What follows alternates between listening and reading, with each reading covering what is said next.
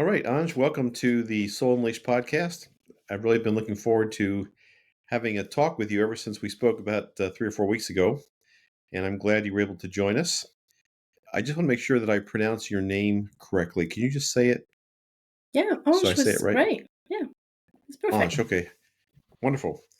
And what I'd love to start with, please, is let you kind of just tell our audience a little bit about yourself, and we'll talk later about what you did. I think you described yourself as a spiritual lawyer. Yes, I do. Okay, excellent. That is certainly fascinating. I look forward to explaining what that means. But please tell our Uh, audience just a little bit about yourself and your background. so I was a lawyer for 15 years, which is why I keep the title of lawyer. And after a Okay. thriving and very exciting career, I branched out um, and decided to explore m- right brain modalities. Let's put it this way. So I had always had a desire to be an artist. So I started exhibiting as an artist. I did that for 10 years. I trained in clinical hypnotherapy to start with because I needed to find a new profession.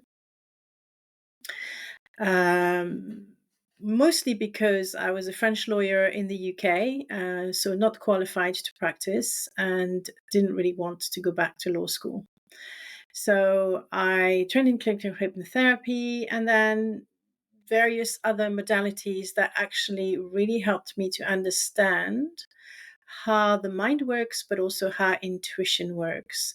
And I like to say as a joke that I went on a PhD from the University of Life in intuition because I went to tons of psychics to observe them, to try and understand how they did what they did, how it worked the behind the scene.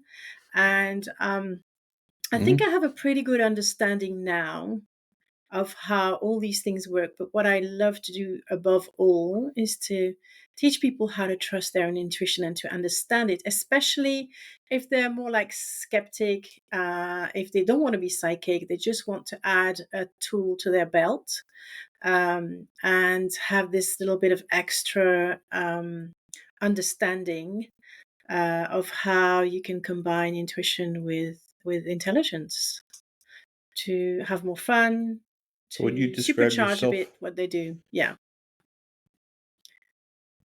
would you describe yourself as a well now I guess more right brain, but with your lawyer background, are you saying that you initially were a left brain kind of person?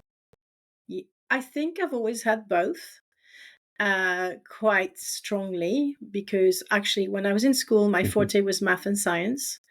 When I studied law, it still appealed very much to my left brain, but I always had a creative side. I always had an artistic side. In fact, most of the paintings you can see behind me are mine. Um, and but Hmm. it was more about understanding how the two can work together rather than I choose to be left brain today or I choose to be right brain today. I think they work beautifully together. But most people don't know how to do that or think that, you have to be one or the other. Does that make sense? So when you say that you think, yeah, yeah, sure. When you say that you understand how it works, what understand how what works? So, how we can receive information that doesn't come from our logic or from fact, but that yet is still accurate. I So call from some other I define intuition as a form of intelligence that does not require thinking. okay. And just one other quick question about what you just said. How did you make the leap from being a lawyer and a painter to hypnotherapy? What caused that? I always had a very keen interest in life between life, past lives, all that sort of thing. When I was back in France, as a lawyer, I read a lot of books about reincarnation, also near death experience. I'd always been that fascination about death. And my mum would tell you it's because I'm a Scorpio. I don't really believe in astrology myself. Um, Right. but I was never shy of asking the questions about death that nobody wanted to answer. So I was seeking for answers, and I guess when I had to find a new occupation, first I trained actually in listening skills. I wanted to be a therapist, but then I thought I realized it would take me at least 3 years, if not more, and I was a bit in a rush to, get into a new profession. So, hypnotherapy, I found one of the best schools in the southwest of England that trained you in a year, and it combined an old interest with a new direction. And what I really loved about clinical hypnotherapy is to learn how the mind works. And I've always been fascinated by the mind as well. So that was very, very good for me. One of the side effects, really funny side effects, is that I actually, it lifted a writer's block for me, a 10-year writer's block, almost instantly by training in that modality. Hmm. And that was fascinating as well. Do you have books that you've written? Yeah, I've written 4 or 5, yes. The Oh, first one wow. I Okay. wrote in French when I was back in France, never been published, but it led to me having a burnout because in the process of trying to get it published, I burnt myself out and got very, very Hmm. discouraged. And that's the state I was in. I was like, no, I'm never writing again. I'm not interested. This is not my thing. It had never been my thing anyway. It was suggested. I went to see a graphologist. I don't know if you know what they do back in France. No. So they study your handwriting and tell you things about it. And I went to see her because someone had recommended her to me. And in the study of the graphology and a bit of numerology, she ended up telling me that I would write 3 books. And I don't know where she got that from. I suppose that planted a seed. And then a few years later, Hmm. um, I went through an experience that was quite grueling in the sense that a very close person to me um, suffered from a addiction, and she was regularly on the phone to me for me to support her.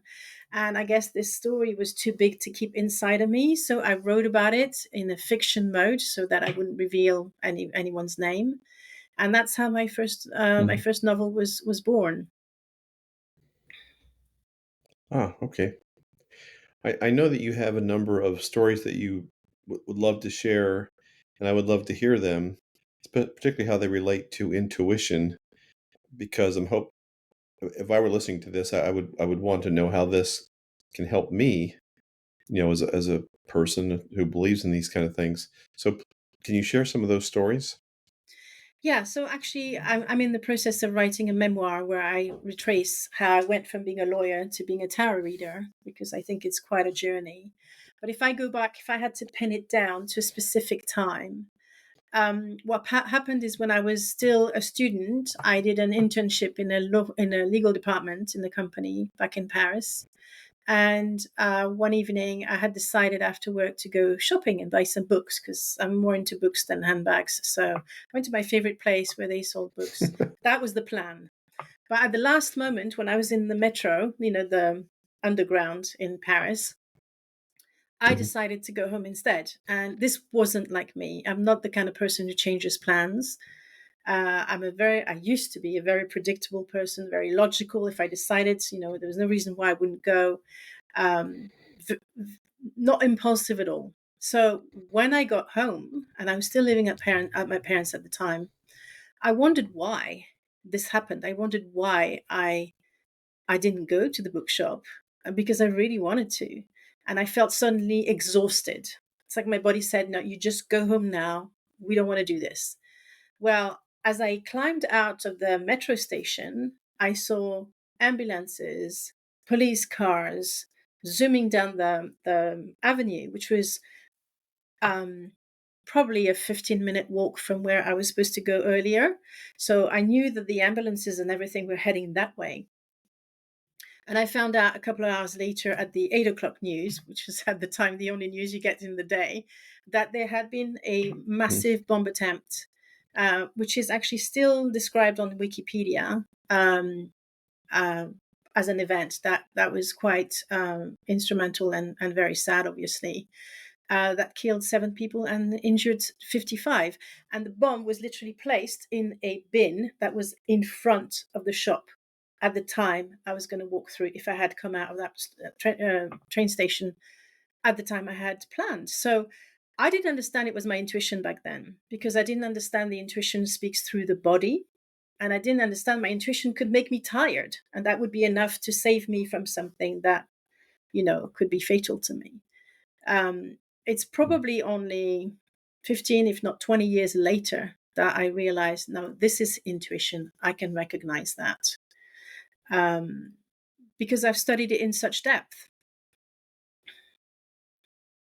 So can you So, I know you have another story, but can you just talk about that a little bit about intuition and how people can recognize it or how they would yeah. know Okay. that they're being guided by it? So, you don't necessarily know that you're guided, and it doesn't matter if you are, because your intuition is here to keep you safe initially. So, there's several levels of intuition, right? But the most basic level of intuition is your gut intuition, and it's here to keep you safe. And I've actually heard quite a few um, accounts from military people, policemen who have this hunch and they just act on it right away, and they avoid danger, or something positive can happen as well. It's not necessarily always avoiding the negative. Um, Mhm. I think there's studies that have been made about this particular type of intelligence that we have in the gut, but people don't necessarily call it intuition. At the end of the day, it doesn't really matter what you call it. My definition is it's intelligence that doesn't require thinking. So it fits the bill in a way. You don't know why you're doing something, Okay. but then you're happy that you listened to it because some positive outcome comes from it. How to recognize it? So everybody's intuition works differently, and there's many different ways your intuition can speak to you. But mostly, it's not going to be in your mind; it's going to be in your body. So you will have a feeling. Some people have tingles. Some people even feel pressure.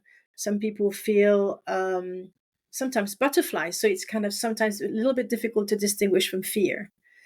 Because if you have something that you're feeling that makes you feel fearful, but it's to protect you, then the fear can kick in on the back of it and kind of almost obliterate it, if that makes sense. But initially, when you have the feeling, you feel very calm. That's how you make the difference between fear and intuition. Is it possible to get better at it, like to improve that Absolutely. sense? Yes. Oh, I teach intuition to my clients all the time. I used to teach a 5-day challenge, how to trust your intuition. Um, it's more a question of remembering it and than really learning it. And it's more a question of confidence in it rather than um, how good it is. Because I think everybody's intuition is really good, but because we've ignored it for so long, because nobody's told us how to trust it, it's almost like it's a limb that we've never used, and that's not not been active. So we need to train it a little bit and strengthen it and really use it. The more you use your intuition, the stronger it will get for sure. A bit like a muscle. Okay. So it's not a matter of making the feeling stronger, it's more a matter of recognizing the feeling, Yes, appreciating the yes. feeling? Okay. So very often, unless you're psychic, in which case it's different, but I don't want to talk about psychic skills because I feel that this will alienate a lot of people who don't feel that they want to be or interested in psychic gifts. I'm not particularly interested myself. I used to be, but I'm not, because I want more Mhm. as left brainers or more mainstream people to benefit from understanding their own intuition so that everybody's in the game, if that makes sense, because I feel that in a society Sure. where everybody can tune into their intuition would be a better world for everyone. So, the very first step to get more confidence in your intuition is to try to remember stories around it. And the thing is, the way our brain works, because we don't have a particular framework for our intuition, I think it's the hippocampus that organizes all the memories in our brain. Because it doesn't have a frame of reference for intuition, it'll probably put it at the bottom of the pile of things that you need to remember. It kind of chucks it at the non important level. And there could be lots of stories, but you want to forget them as well, because you've heard in school how people have told you weird, or told someone else weird if they had a feeling and then it happened. And I think all kids experience that, and they don't want to be different from their peers. And because most people will be ridiculed for that, you don't want to hear about it. So it becomes a danger for your brain. And so your brain doesn't want to remember, doesn't want to knowledge, or if it happens, like it did for me with the bomb attempt, I wanted to forget about it right away.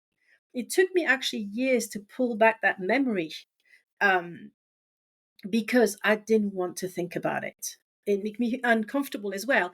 And tying back into the whole clinical hypnotherapy thing, I remember vividly, when I saw the news on the TV, asking myself, why did I not die? And why did other people go there and die?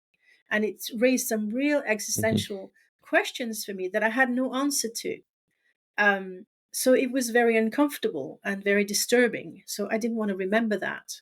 And every single story that I talk about in my memoir is in the same vein. I had one and I had another and I had another, and I kept ignoring them, or wanting to push them away, or saying to myself that this is not real. I don't want to think about it.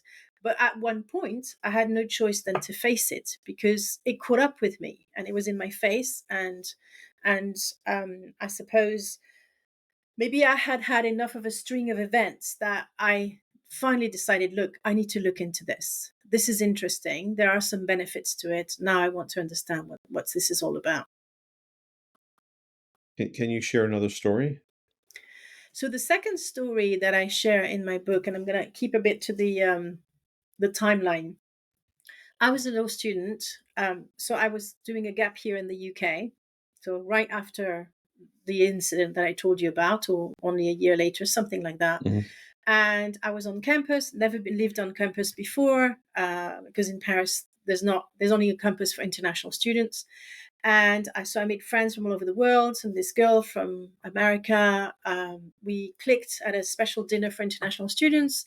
And she confided in me that her brother was in a coma and she was very stressed about it. And she asked me if I would be kind enough to go to the payphone with her to inquire about her brother's health. She had nearly cancelled her year abroad because of that. And she was very keen to get news from him every day. But she felt she needed the moral support. And I said, of course, I'll come with you. So I went with her. She had her call. Her brother was still in a coma, no progression, but no worsening. And then we went for a drink at the bar, then went to bed. And I didn't think more of it at all, except that night I had a dream where her Mhm. brother told me that he was going to snap out of it and please tell her sister he was going to be fine. So I woke up with that dream thinking, this is just a dream. What do I do with it? Do I share it? If I share it, I'll give her false hope. A whole ethical debate happened in my mind. And we study ethics in law as well, which is quite interesting. And that was something that I was very interested in. And at the end of the day, I took a leap of faith and I decided, look, I'm going to tell her it's only a dream.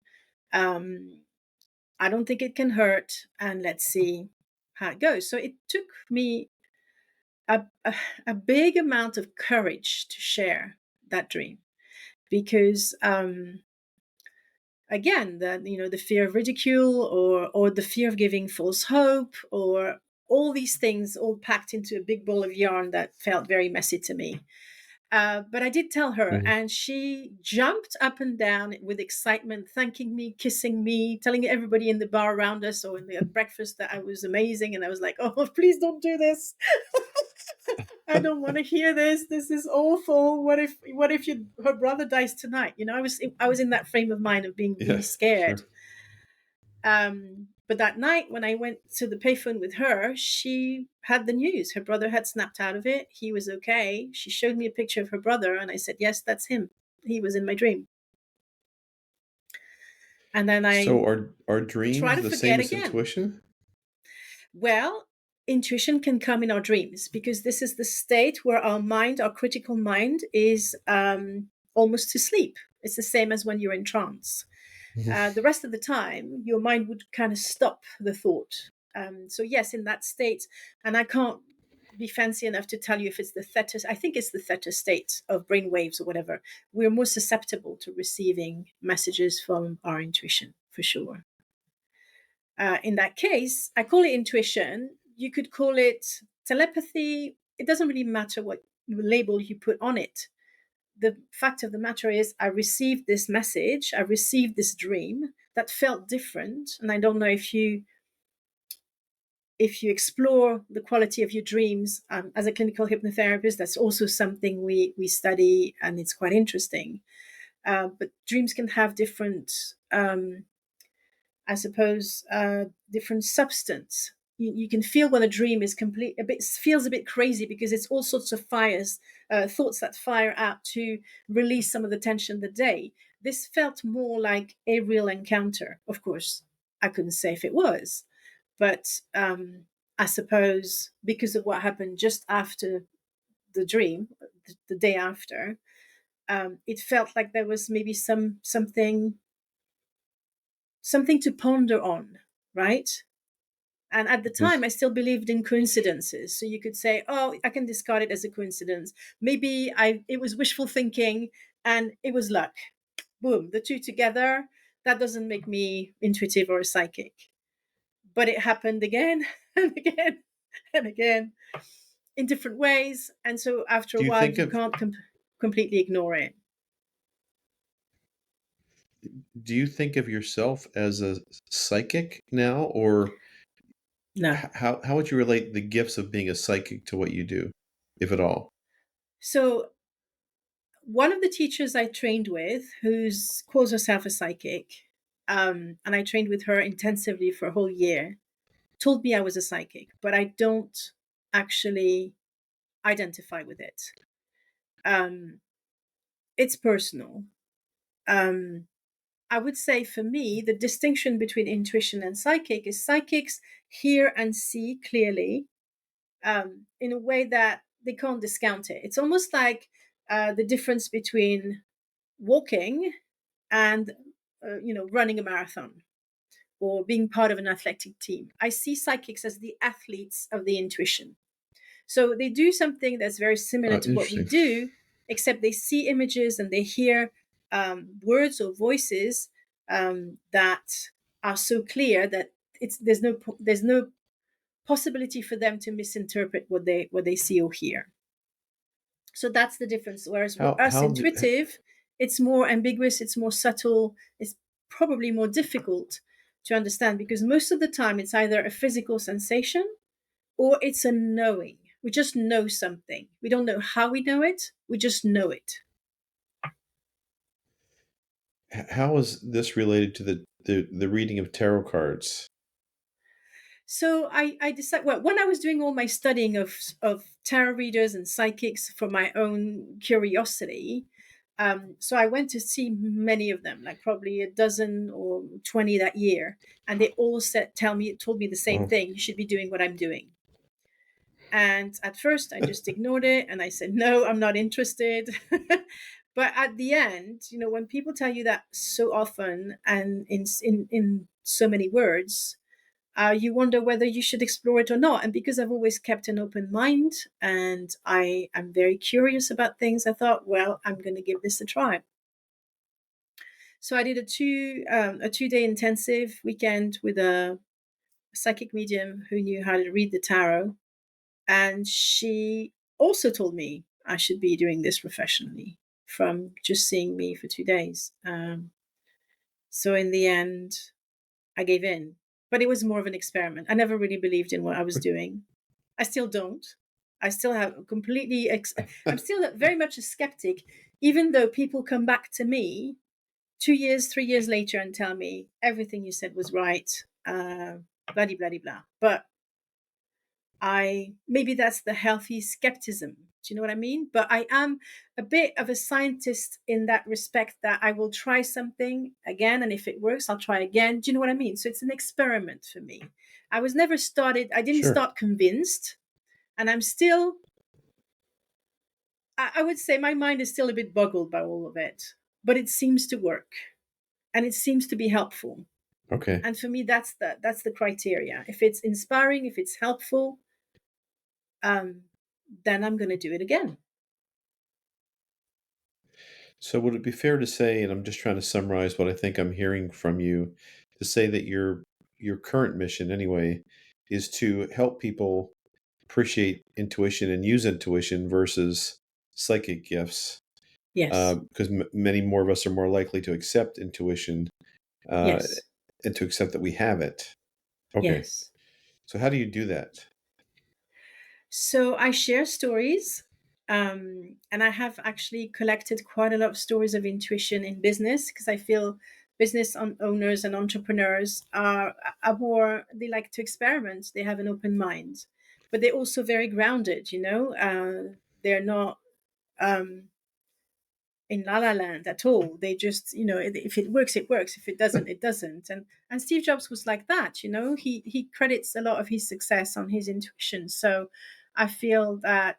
So I interviewed about 20 different entrepreneurs about their stories of intuition, and these are mainstream entrepreneurs. Business coaches. Business strategists, all sorts of things, and by listening to these stories, the more stories of intuition that people hear, the more they're likely to remember something that's happened to them. They remember that memory thing that I told you about the Mm, hippocampus, that it organizes all the memory and it puts the intuition at the bottom because you don't want to hear about it.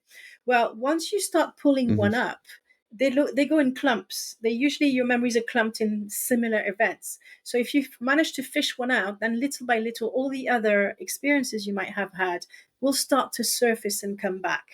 And it's very important to capture these stories because they're the stories that are going to help you to have more confidence in this thing that you don't know how it works really. So this is the first step. It was the second step in my 5-day challenge, but I would say for someone listening in, the first step for them to start to understand and trust their intuition is to really record, remember, write them down, and try and see the patterns. Because some people might the things will come in a different way to them, and it can even come as signs that feel that they're outside of you, the intuition. Because once you ask a question from your intuition will use anything around you to give you the answer. And I'll give you an example. I remember one day asking my intuition to help me with something, and literally I felt that my head was almost pulled to one side to look at something in front of me, and there was a sign, and there was the answer to my question. So it's almost like your body can pull you in the right direction. So you find the right book, or it could take you to the right place where you'll hear a conversation, or it will prompt you to switch the radio on. And here you go, you hear a program, and there is your answer. Your intuition can work outside as well of your body, if that makes any sense. But by giving these mini impulses where you don't understand why you're doing it. I'll give you another example that really blew my mind. So I sadly, my dad died in 2014, and I went to my family to try and support them. And before I left, I felt compelled to pick up a set of um, DVDs French DVDs that I had, put them in my suitcase. No idea mm, why I had to take them with me. Well, it turns out that when I was there, they became very handy because they were comedy DVDs, and they helped my family go through the hardest of the hours just before the funeral. So it was actually the perfect thing to watch. But I didn't know when I picked it up that it was for that purpose. I didn't understand mm. why I was doing it. Does that make sense in a Interesting. way? I love how you're Yes, yes, yes, definitely. I love how you're able to relate, though, intuition to business and entrepreneurs, and because that's a very seems like a very useful advantage to have versus, Absolutely. just studying as a psychic or intuition because, you're So I'll interested give in you an that example in my spirituality part of business, it. But if you'd like. So I was trying to get. yeah, I don't know please. if you've heard of Gay Hendricks. He's an author of best-selling books um, on relationships with his wife, but also he wrote a book called The Big Leap, which is a classic in the entrepreneurial world. A lot of people love it because it's about mindset Okay. and how you have your own upper limit and how to go I past your upper limit, etc. So I wanted to have him on my think I've show. read it. Yeah, Gay Hendricks. His books are wonderful. I wanted to have him on my show, and Yeah. I'm a nobody. compared to Gay Hendricks, right? He talks to, I'm pretty Right. sure he's been on opera as well, right? But so I in April, I remember sending him an email and asking if he would come. Nothing, no answer. So a normal person would just give up, right? And I did. And then in September the same year, I had this urge to write him an email. This one, it was an urge this time. It wasn't, I'm going to write an email. It was like, now's the time. You write this email. I wrote it in literally 5 minutes, hardly reread it, just to, for the, and I had an immediate yes. So it shows that in one instance, I was doing it from my logical brain at a time that I thought was right. The second time, I did it completely by impulse, um, without overthinking it. And I had an amazing result. And he ended up being on my show, and it was an amazing interview. So this goes to show how you can supercharge whatever you do, whether it's your business, whether it's a relationship, whether it's your health, anything. Intuition, can help in any area of life. If only you keep an open Do you have to mind. do you have to set an intent? Like you had an That, intent for yeah, Gay that Hendricks to be on helps. your show. Yeah, that helps. Because then Okay. once when you're clear on your intent, your intuition will find a way to help you get there Interesting. in That ways sounds a that lot you might like not anticipate. Yeah. yeah, I agree. It sounds a lot like one of my favorite authors is Napoleon Hill. Think and Grow Rich and a bunch of other things that he's written. And are you familiar with Napoleon Hill? I am. I have one of his books. I've never managed to read it. Not yet. Maybe Okay. I will sometime, but yeah. Well, it was a long time ago. He wrote it back in the 30s and 40s. So, Yes. but it's amazing how people said the same thing back then that I hear the same thing today. So interesting. What Anj, how do people find you to learn from you and take advantage of what you do? So the best places to find me is LinkedIn and Facebook. Um, so Ange is Ange. Then there's a DE in the middle, and then Lumiere is Lumiere. And I have a community and a page on Facebook called True Spirituality with Ange. Because I'm bringing now as well what I call true spirituality. That means spirituality without the dogma, without having to meditate. Because I know, and funny enough, it's Gay Hendricks that actually really inspired me because he wrote a book called The Corporate Mystics. And in his book at the start, he claims that he feels there are more mystics in boardrooms than there are in cathedrals, and because he met so many of them in the work that he does. And it's really fired up for me this passion about bringing both intuition and spirituality in mainstream corporate, but also people who are not necessarily interested, including atheists. And recently that was a very interesting discovery for myself, because I feel that the spiritual circles and religious circles almost have like a little clan of their own, where most people feel excluded, for example, if they're too loud, or if they don't want to meditate, or if they don't want to buy into a specific set of beliefs, or religious or spiritual beliefs. And I feel for me, being spiritual is being about being heart centered, and it's about wanting to leave the planet a better place than you found it. And I feel that a lot of people who don't consider themselves spiritual actually fit that definition, and I want them to be included in the discussion, basically, if that makes sense. It definitely does. And if people search for Ange de Lumiere on either Facebook or you say Instagram? LinkedIn. LinkedIn. No, I'm LinkedIn. not active on Okay. Instagram. I don't have the time to Okay. be on all the platforms, so I had to choose two. Yeah. Okay. So Facebook or Instagram, Ange de Lumiere. Okay. Yes.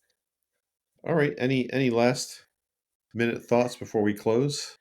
Um, so yes, there's one thing I haven't said, which for your left brainers, is going to be really important. You don't have to choose between intuition and intelligence. They combine together. And what happens is intuition is almost like a coating on your intelligence. It's like an extra layer. And the more you have knowledge, the more you're intelligent, the more your intuition is going to expand and have, it's like a platform for your intuition. And so there's not a choice that needs to be made between one, no, one and the other. It's just a question of inviting the intuition in and see how it plays with with your mind and your thoughts and everything that you know, your knowledge. And it's called I think you're intuitive certainly in the intelligence, right and it's platform. considered the highest form of intelligence. And people like Einstein have talked about it, and people who knew about that aspect of curiosity and open mind, really. Intuitive intelligence. Mm, Okay. Because see, I think you're in the right platform being on LinkedIn because that's the yeah. kind of people that are there, I think. Wonderful. Well, Ange, thank you so much. I really enjoyed this. I learned a lot actually, so I'm going to go back to Oh, the read more and find other books by Gay Hendricks. I appreciate that. thank you so much for And having again, for our me. listeners, well, thank you. And for our listeners, everything that Ange mentioned will be in the show notes for both the video and the audio podcast, so that you can find her there too. Okay. Thank you, everyone, Thank for you, Ange. listening as well. Thanks. Bye. Bye bye.